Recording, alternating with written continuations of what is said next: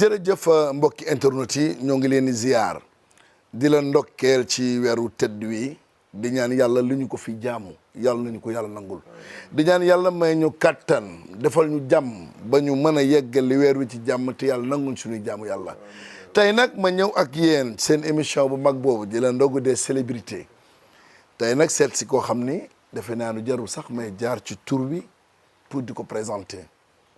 ku yàgg sonal réew mi la ci ay jëfam ku jël léppam la jox ko réew mi waaye it bokk ci réew mi di borom Dakar ndax li sëtub Dial ak monsieur Diop di grand serigne de Dakar di 5e vice-président bu assemblée nationale xanaa bu ñu leen ne ministre des sports la woon xanaa bokk loolu rek doy na ndax ñun ñi maasik génération boobu gis nañu liggéeyam bu rëy ci wàllu sport di monsieur Abdoulaye Makhtar Diop te ñu seet si ko nag fii ci këram waaye fekk ko nag ci maanaam ci terroiram ndax lépp moom lu mën a am moom dëkk ci booru géej defe naa ne mooy lépp ko gënal ñu ngi lay nuyu honorable waaye jërëjëf waaye Ngom maa ngi lay fay bu baax a baax di leen dalal ci sama kër gi ni nga ko waxee di rafetlu seen teewaay ci waxtu wi waxtu koor gi di sant bu baax a baax bi nga xamee ne ñu ngi tey ci ñaareelu xaaju koor gi di ñaan suñu borom bi ci màgg Yonent sallallahu alayhi wa sallam seen Dakar Actu bi yëpp yàlla dëgëral leen bu baax a baax barkeel ko di nuyu tam di nuyu internet yi bu baax a baax mais dafa mel lébu ñemewul koor de man nag ci lébu yu ñeme koor la xam ngul tax sama wajur bu jigéen aji caane fa yàlla na yàlla dolli ay leeram bi ma amee juróom-ñaari at wala juróom-benn at la ma tàmmal woor ndax kër gi ñu màgge woon ni nga wax rek mooy këru góor gi nga gis kii mooy Moussa Diop moom la ñu tuddee rue Moussa Diop mooy sa maam de Serigne Dakaru kër gi nag nekkoon daara nekk pays ci loolu la ñu yaroon ak màgg ci moo tax boobu ba léegi daal bu dajewul ak ma feebar masma luppee koor metti na nag wax dëgg yàlla kooru njóob bi xam nga ko jaayee nii gis waaye dafa mel ni góoru Tijaan moom koor du metti moom ndax ñu ngi la fekk ci kuris gi léegi fekk la ngay lazim waaw dëgg la parce que tamit wax dëgg yàlla da ngeen fi ñëw tàkku saanu àjjuma ma bokk ci maam Cheikh Ahmed Tidiane radiyallahu taala anhu bi ngeen ñëwee wax dëgg yàlla fekkoon ma yor lazim loolu moo tax nag xam nga tamit koor daanaka yeesal sa bopp sa digganteeg sa bopp sa digganteeg sa borom boo nekkee ci tarax itam di ko dundal te xam nga weeru koor nag li ci ëpp ay itte mooy ginnaaw jàng alxuraan zikkar suñu turu borom bi di jéggalu di ñaanal ñëpp ci yooyu ngeen ma fekkoon daal. tey boo ma doon wax lu la tarixa bi defal. ah tarixa bi li ma defal gis nga bi ñu yi ngay wax Serigne Dakaru man bi ñu ma defee Serigne Dakaru 2013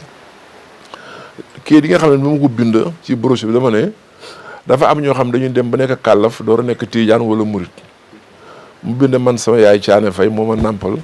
tarixa bi man ci loolu laa juddoo boo ci bëggee xam le ne tamit bi ma demee ba dëgër Abdoul Aziz Al Amin yàlla na yàlla dolli ay leeram yàgg na parce que nag xam nga kon man citadin la Dakar waa nekkoon ci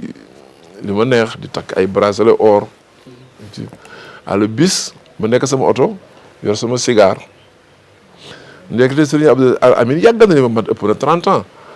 ndekete mu ngi ànd ak sama benn xarit bu ñu Abdou Aziz Sakho Abdou Habib Sakho bu Alaaji Ibu Sakho mu ne ko waaye man Abdoulaye Makhtar Diop ni ma ko soppi woon ni ko day tux te ma sa bari woon na muy tux Habib Sakho ñëw wax ma ko ci laa bàyyi tux jël wér kon loolu bokk na ci li ma tarixa bi defal li ci des nag mooy wax dëgg yàlla yoonu ñu teg ngoo xam ne xam nga bu fekkee ne da ngay laazim suba laazim ngoor di wëji fa dañu wax ne suñu borom bi boo saxee di wax astafurlah boo saxee di wax laa ilaha illallah boo saxee di julli ci Yonent bi sallallahu alayhi wa sallam loolu yëpp day laabal sa yaram de teg la ci salaatul mustaqim loolu kay la ma tarix bi defal ñu ñëw rek xanaa ci tuuti actualité politique ku ne xam na ni lébu ñooy borom Dakar loolu moom nangu nañ ko ak yeneen fukki penc ak benn yi ci des mairie bu Dakar yàlla def am ay doomi lébu yu fi jotoon a jaar ku ci mel ni rek Diop mi dëkkoon Mamadou Diop rek maanaam doy na exemple tey Abdoulaye Makhtar Diop ku ne xam ne ñu ngi jëm ci élection locale est-ce que bokk na ci ambition jëlaat mairie Dakar te ku ci loxo lébu yi waaw man daal su ma amoon xale ñi nga xam ne ñu ngi yëngatu ci politique ñi nga xam ne déjà ñu ngi yëngatu ci politique nekk ay lébu su ma sañoon ñu présenter seen candidature ci mairie Dakar fi ñu toll nii dafa jot ndax wax nga ko sànq soo demee fa ñu bu ñu sosee maire Dakar ba léegi ñaari lébu ñoo mas a nekk maire Dakar Mamadou Diop mi nga tudd léegi ak Lamine Diack Lamine Gueye nekk na maire Dakar Ambroise Mendy nekk na maire Dakar Armand Engrand nekk na maire Dakar Joseph Gomis Ndiago nekk na maire Dakar Clédor Sall nekk na maire Dakar Khalifa Sall nekk maire Dakar ne waalo la fi la yaroo mais yooyu ba muy am ba bu ñu Khalifa Sall bi mu tudd ñi fi nekk maire ñëpp dañu jaxasoo nag waa Ndakaaru ñu ngi ko waxee jaxasoog lébu yi nekk ak ñoom benn ba tax mag ñi fi nekkoon ànd ak ñoom jàppale leen Lamine Gueye bi mu nekkee maire Amadou Assane Ndoye nekkoon adjoint Thierno Amath Mbengue Joseph Gomis noonu ba loolu ba ñu koy def nag mag ñi daawuñu politique ñuy politique wante léegi gis nañ jamono bi ni mu tëddee boo demee Ndar boo demee Fuuta boo demee Casamance xale yëpp a ngi politique comme doom yi màgg nañu mate ko nañu ñeme samp seen dënd. mais le fait que Ndakaaru am maire boo xam ni du lébu est-ce que am lu mu mën a yàq ci doxalinu Ndakaaru. déedéet du yàq dara dégg nga wax naa la limal naa lu mat fukki maire yu fi nekkoon kenn du ci lébu mais boo gisee may insiste dama ne su ma waxee nañu bëgg a meeru lébu du caageenu boddi kunte. doon na gën a yombal lu bari daal. waaw mais parce que tamit dëkk bu ne ña fa sosoo nga may sama ma def benn runge foofu. CETUD biñ ko sampee ñu ne dañuy defaraat circulation Dakar bi man la nii yéen bi ngeen defar sens interdit yooyu dana waroo ñu fi juddoo. ñu wax leen parce que dëkk bu ne ñi fa nekk ñooy xam na gën a tëddee bu xoolal ba fi ñuy waxee tey nii boo jógee place Indépendance ñaata tali ñooy génn Dakar te bi ñu nekk fi dañu fexoon ba am na juróom benn tali yu génn Dakar ñu jàppul bu léegi ñaari tali yu génn Dakar moo tax mu xat bokk na ci ma la jox boobu exemple suñu amee xale boo xam ne matte na ko du affaire boddukante tey Ablaye Makhtar Diop su ma demee Ziguinchor dafa présenté lu muy nuru te ñoo ñuy matte ko kon xam nag li nga xam ne moom laa bëgg a wax mooy li ma ci jublu mooy xam nga Dakar ak lébu yi dañu jaxasoo suñu biir nag bu ci amee candidat lébu fierté lébu yi la ma jàppale ko waaye nag ci biir li may wax yëpp nag man du ma sotle ku xeexul parce que man du ma candidat wala fi dañuy wax ne ku war ñay ba wàcce ko loo yëgati xeeb ko kon man du ma candidat waaye maa ngi ñaax xale yi ci taxawaay bi ma taxaw di Serigne Ndakaaru dafa jot ñoom ñu ñeme du ma ci tudde kenn xam nañ seen bopp ñu dugg ci làng gi jaayu. bu ko defee daal Ndakaaru del soit ci loxo lébu ndax lébu yooyu moom Ndakaaru. waaw xam nga daal man daal li ma ci xam mooy gënal na ma xale lébu nekk candidat maire de Dakar ñu jàppale ko mu gagné. ku ne xam na ni en parlant de maire de Dakar maire ba fa nekkoon wala waa mujjee tey ci kaso bi tey xel yëpp a ngi dem ci idée wu grâce présidentielle est-ce que tey lu mel noonu ànd nga ci. waaw xam nga affaire grâce présidentielle loolu su amee mooy li gën ginnaaw àtte nañ ko ba pare te président de la République ci boppam boo fàttali ko moo waxoon ne mënuma cee dugg fekk àtte wuñu comme léegi àtte nañ su ko neexee mu gracier ko wante dafa am loo xam ne daf ci laxasu muy li ñuy wax amnistie grâce mooy téye ngeen ko man yoon may na ma nañ ko libéré mu génn amnistie mooy la nga defoon yëpp ba tax ñu téye dañ koy fàtte gome ko loolu beneen pàcc la boo xam ne loolu moo mat a waxtaane mais est-ce que du ñoom amnistie bi moo leen gën a gënal que grâce bi. déedéet moo leen gënal. grâce boo amee tu es condamné te amnistie alors que dalay seetal ci bépp. waaw kay mën nga présenté waat ci leneen. exactement moo tax ma ne loolu nag loolu moo mat a négocier loolu moo mat a négocier. ku ne xam ne ni Serigne Dakar ndombal tànk bu rëy la surtout ci biir askan wu toll ni askan wu lébu nekkit personne morale. ñu gis tamit nga am cëru politique. est-ce que des fois lëkkale ñaar yi du xaw a indi féewaloo ci biir bokk gi parce que di nga gis ay lébu yoo xam ne ànduñu ak certes le pouvoir. oui mais mu ngi mel ni nga ne am na tijaan yu ànd ak pouvoir am na murid yu ànd ak pouvoir am na layen yu ànd ak pouvoir parce que amul y a pas un électorat lébu loolu naka jekk noonu la réew mi bindoo ma jox la ci benn firnde pour wax la ne bi Ndakaaru de Ndakaaru ba léegi affaire ñàkk bokk fu ñu féete ci politique moo andi chef supérieur de la collectivité lébu xam nga baatu chef supérieur de la collectivité du baatu olof kon Blaise Diagne moo nekk candidat fii maire di xëccoog Ngalandou Diouf lenn ci lébu yi ànd ak Blaise Diagne lenn ci lébu yi ëpp nag Serigne Dakar yeeg ñëpp ànd ak Ngalandou Senghor mu ne góor naaru Gueye yow mi ànd ak man su ma gañee dinaa la jox ndombu tànk koo xam ne dina tollu ndombu tànk Serigne Dakar bi Blaise Diagne gañee Ngalandou Diouf mu jël benn arrêté nommé ko chef supérieur de la collectivité lébu boo xam ne jëndul Serigne Dakar dara kon gis nga opinion politique ba egg fa mu egg mais ba ñu demee ba jamono dox lébu yu gis waat seen biir ne dëgg-dëgg Serigne Dakar mooy suñu cër dañ ko booleeg chef supérieur de la collectivité bi Blaise Diagne defal loolu moo andi loolu. kon nekk Serigne Dakar taxul nga mën a fexe ñëpp bokk parce que ñii nga PDS ñii amuñu parti ñii nga feneen ak feneen mais li am solo rek mooy fexe ba nga ràññaatle ba politique bañ laa ci biir politique bi nga xam ni ngay taxee naka la collectivité di taxawee nag naka jekk moom laa lay wax. ca maam yi ba léegi collectivité lébu dañuy ànd ak nguur fekk nguur gi tooñu leen moom la ñuy jàppale loolu tey jii man su ma jógoon bugg a jël position contre gouvernement bi dignitaires yëpp ñooy daje ne ma du noonu fii gouvernement bi nekk foo nga war nekk parce que loolu la ñu doon.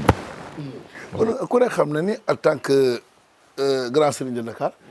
dox nga ay jéego ci cocktail peut-être président ñenn ñi ku ci mel ni Bamba Fall. non non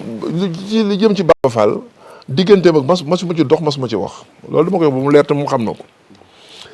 Bamba Fall daal li ma mas a wax ak moom ca jamono mooy bi muy door a commencé di réeroo ak Ousmane Tanor parce que Ousmane Tanor man ak moom ñoo bokk wax ma bokk classe ñoo bokk banc université première année droit deuxième année droit troisième année droit quatrième année droit ñoo bokk banc di jàng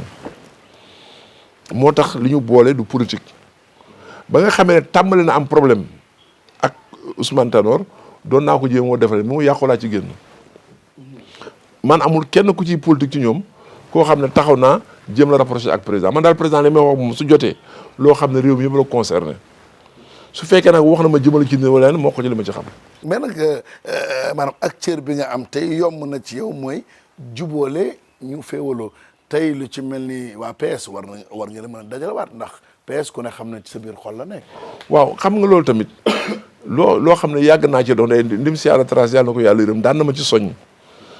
ma ciy dox te xam nga daf ci am xuloo yoo xam ne doo ci dugg fekk wala wuñ la ci rawatina ci politique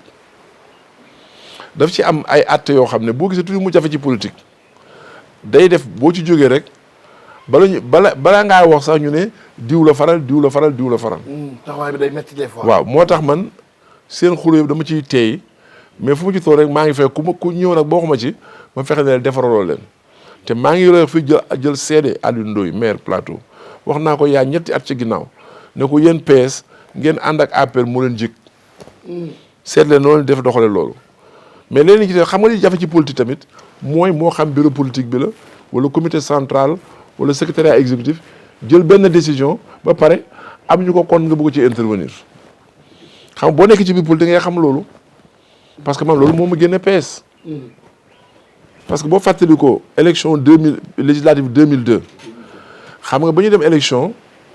parti socialiste dañu décider ñu ne comme Abdoulaye Wade gagné nañu léegi bu ñu dem élection législative secrétaire général union régionale yëpp ku nekk yaay nekk tête de liste départementale ñu ne Abdou Khadir Sokho yaay dem Tambacounda Jacques Bodin yaay dem Diourbel Mamour Diop yaay ñëw Dakar mu ne du ko def parce que dañuy gagné ma ne comme noonu la te parti bu toll ni parti socialiste mënul dem élection te kilifa du ko jiite mën naa jiite Dakar doonte dañuy gagné waaye nag bu élection misaal jotee maay nekk candidat parce que même sur gars yi bureau politique d'accord ñu génn ci loolu ñëw mairie ma présenté pour Diop présenté parti bi ñu seetaan ma ne kon bàyyi naa parti bu amul dogal du ma ci toog mais du lu ma jotee ak nit loolu moo tax mais affaire parti yi daal li ma ci gëm mooy lii ma ci gis ni muy dox du sotti parce que ñun ba ñuy nekk parti socialiste ay mag ñu ci dugal bu ñu ci dugalee tamit dafa am loo xam ne xëy na jamono la mais toppante ak raam ak wane sa xarañ te ñu la dénk ci lañ daan sukkandiku pour nga avancer. ku ne xam na ni président oote na dialogue ba démb ñu dégg mu wax ci wax bu am solo jaarale ko ci Mahmoud Saleh ki nga xamante ne que mooy chargé affaire politique am fële ci palais ba ne président ne na lépp lu génnee ci dialogue bi ànd na ci te xamagul yan exigence la opposition bi di teg en tant que grand serigne Dakar te ku ne Dakar mooy xolu Sénégal ban taxawaay la ci wala sax collectivité lébu wala grand serigne Dakar ban taxawaay la war a am ci la bëgg ko xam mënuñ ci am benn taxawaay boo xam ne dina tax waxtaanu jëm fii wala jëm bi boor mais li nga xam ne man sama xam-xamu bopp la ci lu ma dund mooy man Ablaye Makhtar 1991 ba ñuy def dialogue bi nga xam ne moo jur code consensuel man Ablaye Makhtar Abdourahim Agne ak Christian Valentin ñoo doon plénipotentiaire pouvoir bi parti socialiste jàkkaarloog Abdoulaye Wade Abdoulaye Bathily ak Dansokho ñu toogal opposition boobu amul woon noonu nañ lañu amul indépendant niñ ko dundee woon bu ko ñuy defee dinañu gaaw a am lu ñu d'accord xam nga mooy li may laaj dañ daan def bu ñu réunion ba pare parti yëpp bu ñu laata dugg ci te dañ naan d'accord nañu su fekkee am na foo xam ne dafa jaxasoo président la bi mooy atte ci terme de référence la nekk ñun bu ñu masaan réunion assemblée nationale suñu d'accord dañu bind lii mooy point d'accord yi lii mooy point d'accord li ñu d'accordul ñu ne ñu ñëpp ànd dem ci Abdou Diouf xool ne bon léegi lii la ñu d'accord ñu ànd ci ñu continuer mais dafa am loo xam ne foog yéen journalistes yi ngeen xam ko li gënoon yombal mbir mi amul léegi c'est que Abdoulaye Wade ba ñuy négocier 91 il était ministre d'État dans le gouvernement loolu mooy différence bi ñii tey kenn bokkul ci gouvernement bi. mais est-ce que jàpp nga ne mën na nekk dialogue bu facile. non dafa war a facile mais ci dialogue bi tamit xam nga yéen fi mu toll nii même président de la République wala benn boo ko yaakaar war nañu yee Sénégalais yi ci liy xew parce que li ñuy wax dialogue lii du dialogue politique la. te dialogue national la ñu woote mooy am na dialogue économique ak dialogue social ak. dialogue bi woote woon nañ ko fi bu yàggul daanaka daaw jéeg. waaw xam nga boo fàttali ko président dafa ne 28 mai bu nekk day officiellement datu dialogue la moo tax 28 mai mu ne ñu am lu ñu waxtaanee mais li nga wax man gëm naa ne dañu war a xamal Sénégalais ne lii ëmb réew mi yëpp du dara par rapport lu ñu itteel. wala politiciens yi kese nekk ñu fii wala dialogue bi parce que dialogue bi boo ko dégg day mel ni politiciens yi rek la concerne. waaw mais nag loolu yéen ci dimbali yéen journalistes yi parce que yéen wax nañu ba ñu réunion Méridien le 5 mai wax nañ leen ne dafa am dialogue politique am dialogue économique et financier am dialogue social mais li nga xam ne lu tax ñu jëkkee dialogue politique mooy élection municipale yi ñu dëgmal foog ñu am ni ci jubóo mais li nga xam ne moo gën a itteel nit ñi mooy politique ak économie ak social syndicaliste parce que ngoom dëkk boo xam ne weeru jot enseignants yi grève ñaari weer yi nekk docteurs yi grève infirmiers yi grève loolu moo mën nekk dialogue loolu nag ci lañ jëm moo tax fi ñu toll ne jàppale na dialogue politique bi la te war naa yomb xam nga tax war a yomb point yi ñu ci inscrire bi ci jëkk te dafa jarul xuloo kuy présider commission sécurité cellulaire dafa jarul xuloo ku jaañ ñuy tey bu ñu ko jëlee mu présider mënulul ñi fa toog dara xam nga lan mooy rolam joxe parole temps de parole déglul kii déglul te bu ngeen xuloo mënul influencer kenn ci dara. yomb na moo tax man su ma président la bi dégloo dama yow opposition proposé leen ma kenn du ma ci discuter dañ ma tànnal kenn loo mënal Ablaye Makhtar bu toogee loo mënal Mamadou Diop Decroix bu toogee loo mënal Mor Ngom da koy forcer yow dañu ne président rek seedeel kon jarul xulo bi ci des ñaata point lañ ci inscrire évaluation des élections présidentielles loolu dina jël 24 heures boo fa jógee ñu ne parrainage boo fa jógee fichier électoral boo fa jógee élection yooyu 4 points laa fi gis di loolu jaral mu yàggal. le 28 mai su fekkee ne bëgg nañoo liggéey war nañoo jàpp ne le 28 mai ci bis boobu kenn mënu cee jeexal dialogue politique bi bala ngaa commencé di nga parti toute la journée. war na mën a nekk dialogue bu yomb dialogue bu neexal. mun na yomb mais du yomb parce que bu dialogue amulee pour opposition du exister xam nga élection amatul élection présidentielle 2024 élection législative 2022 bu ñu reculer élection municipale yi te politiciens yi opposition foog ñu am lu ñu xuloo. dañu gis nag assemblée nekkin bi wala melaw yenn député yi surtout ci législation bii mujj am na ñu bëri ñu mu neexul woon comportement député yi tey bu ko Abdoulaye Makhtar Diop doon définir. wala xëy na boo amee lu mu leen di doole wala ñaax wala yedd bokk. waaw gis nga Ngom man daal maak Sénégalais yi nga xam ne ñooy ñaawlu taxawaayu yenn député yi maa ngi ñu ma ci ànd. kooku moom loolu dafa ñaaw saagante yi xastante yi wax ju ñaaw loolu dañ ko war a bàyyi kooku daal man kenn mënul fexe ba ma far ci député. kenn mënul fexe ba ma far ci waaye nag ku ne xam na ni jamono bi passé député yi ànd nañ ci voté benn loi mooy jëlee fi carrément poste premier ministre loolu mënut a indi sooxe ci doxalin dëkk bi. déedéet gis nga poste premier ministre wax naa ko gis nga moog sewe yi xam nga boo daggee sewe du la wàññi dara boo daggee sewe yi du la wàññi dara am déet waaw kay poste premier ministre boo ko dindee ci gouvernement du ci wàññi dara noonu la mel mais nag boo ko bàyyee bu dee jigéen bu ko wér ne mu rafet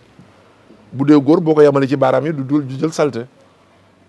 loolu daal yàqul dara ci liggéey. du ci yàq dara parce que premier ministre du institution au Sénégal du ci yàq dara du yokk dara président la bi ci ay li ko yoon may du wàññi dara ci li ko yoon may te man wax naa leen waxaat leen ne man nekk naa ci gouvernement bu amul premier ministre nekk naa ci gouvernement bu am premier ministre kon loolu duy wàññi dara daal. ku ne xam na ni jamono yi Sénégal mu ngi dund lu metti mooy xale yu jigéen yi nga xam ne ñu ngi leen di sàkku ba noppi di leen rey ba bërki dem rek am na xale bu jigéen Fatoumata Bintou Camara bu ñu faat fële ca Tamba li ci ëpp ci Sénégalais yi ne dañ fi war a instauré waat li nga xam ne moom mooy peine de mort tey nga bokk sur les doyens de l'Assemblée est-ce que bokk nga ci ñu fas yéene porter combat boobu pour que ñu taxal peine de mort. 2004 bu leen fàttali ko ci la Ablaye Wade dugal loi bi dindi peine de mort au Sénégal man ci ñu contrôle loi boobu laa bokk wax ne kenn waru fee dindi peine de mort te loolu tey laa ci gën a taxaw tey jii laa gëm ne dañu war a delloo si peine de mort. kon da nga d'accord ne que peine de mort dafa war a exister ci réew mi. dañ ko war a andi ci réew mi parce que li nga lim fii sàkku nit rey ko. ci ñaawaay bi. benn mu ñaaw fekk doomu jàmbur buy dem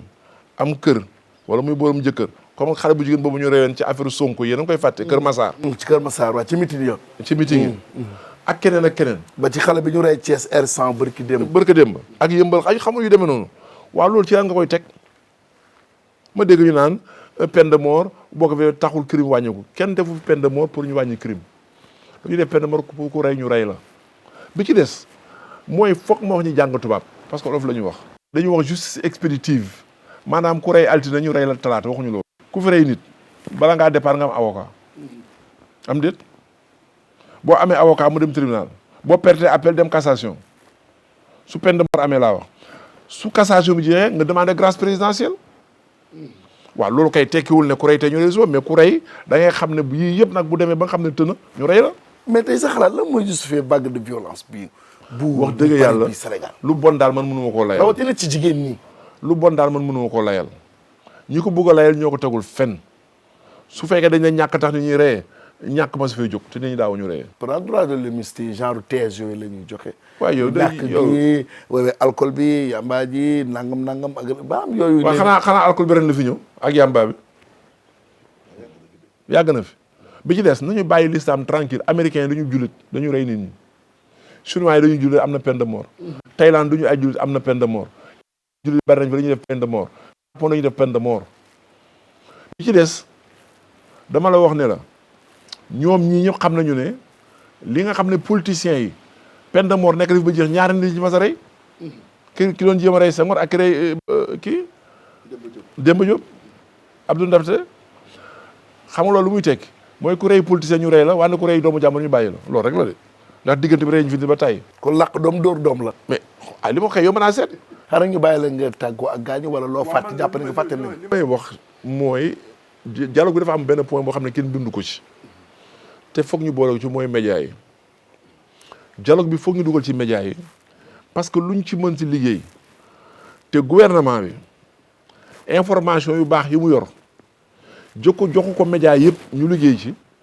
ku dox ci diggante bi jox leen loolu la média yi génn parce que lu ñuy jëkkante génn à la une bi ci des média yi tamit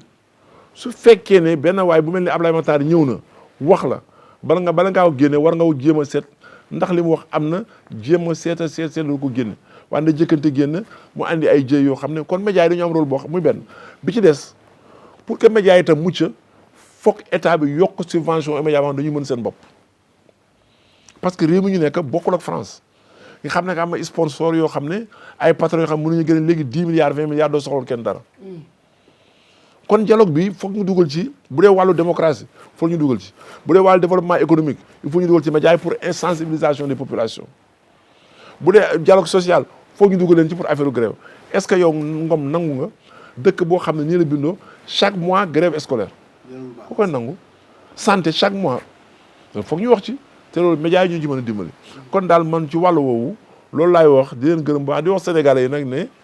man bañuma ku ma weddi ku ma yaay laay bañ nekk ci réseau yi weddi yomb na wax na fexe ba yaay ma moom loolu laay bañ moo tax lu may wax lu ne dama am fu ma koy teg kon ku may tontu na nga am ba foo koy teg dama ne peine de mort foog ñu dellu si ko fi parce que ku bugg a layal criminels yi ne dañu ñàkk réew mi marché wul jubu duñu ay julit ay caaxaan la te nag li ma bëgg président de la république ne moom ak ñi mu àndal nu ñu def peine de mort nañ booy gouverner da ngay xam état de l'opinion nañu def référendum buñ ko defoon kon suba mu sotti. mu ngoog te nag référendum boobu même bu ko gouvernement bi financé wul nañu organiser référendum boo xam ne préfecture sous préfecture dañu ubbi kees rek woote. mu ngi noonu le doyen est là xam naa rek li ñuy def rek mooy ñaanal ko yàlla sàmm ko dama wax ni sagu ndakaaru la sagu réew mi la bi ñu ko xamee ba tey ñun ni mujjee juddu sax defe naa ni kenn doxagul ba dégg ko ci télé wala ci rajo dégg ko mu yëg gémmiñam ci wax lu ñaaw loolu nag xam sa bopp ak am juddu mooy li koy may nit kon mu ngi noonu tey ñu seet si woon ko fii ci këram damay wax ni sax du këram waaye terroiram ñëw gis ngeen ba tey rek lii ko âge bi xaw a kii saa boo ñëwee rek bu dee mbir réew mi la rek dina bàyyi itteem yëpp ñëw jàkkaarloo ci ak yow waxtaan ci ak yow kon lii la ñu indiloon ci seen ndogu des célébrités ce qui waroon président di seen mbokk Bour Gueweul ñëwoon tey seet si le doyen Abdoulaye Makhtar Diop ñu di leen jox rendez-vous ci beneen numéro